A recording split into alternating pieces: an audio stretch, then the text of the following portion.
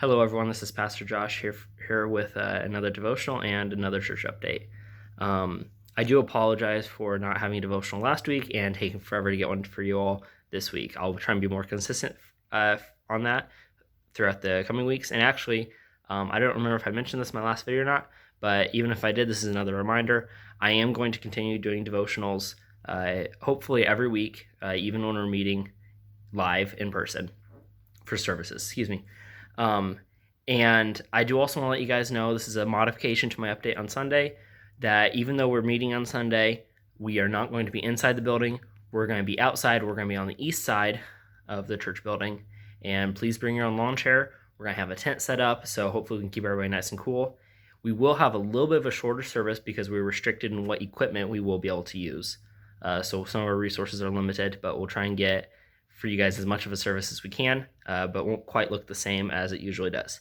But rest assured, we will have a service for you on Sunday, still at 10 a.m. And so today, I'm going to go ahead and read a psalm for you guys. I believe it's one that I did in a past devotional, but we're going to go and read it again because it's a very important psalm. It's very common, but it has a lot of good truths. And so I just ask if you go and have your Bible, open up to Psalm 23. It's only 6 verses, so we're going to read the whole thing, and I'll kind of elaborate on some of those insights that we can get from this chapter. So, the Lord is my shepherd, I lack nothing. He makes me lie down in green pastures. He leads me beside quiet waters. He refreshes my soul. He guides me along the right paths for his name's sake. Even though I walk through the darkest valley, I will fear no evil, for you are with me. Your rod and your staff, they comfort me. You prepare a table for me in the presence of my enemies. You anoint my head with oil. My cup overflows.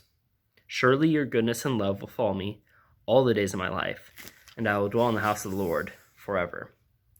In these troubling times where so many things in life feel like they're just on max turbulence, we kind of find ourselves shaking a lot, and we're worried about what the day will bring.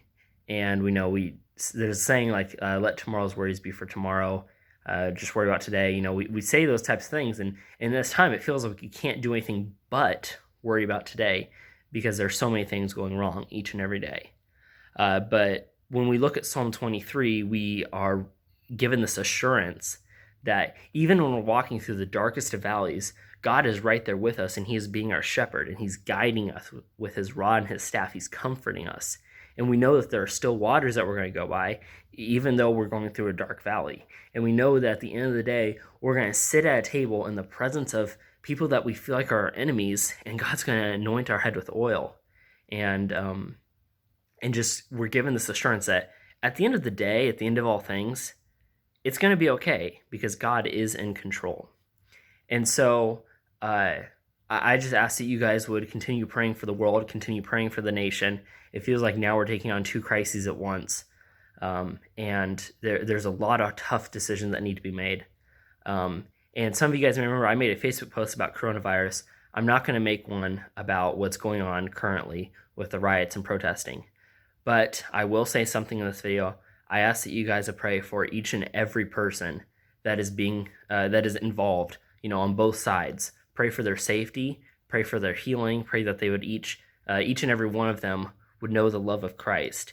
And I just ask that you guys would do what you can on your part to love your neighbor as yourself and to treat them as Christ would treat them.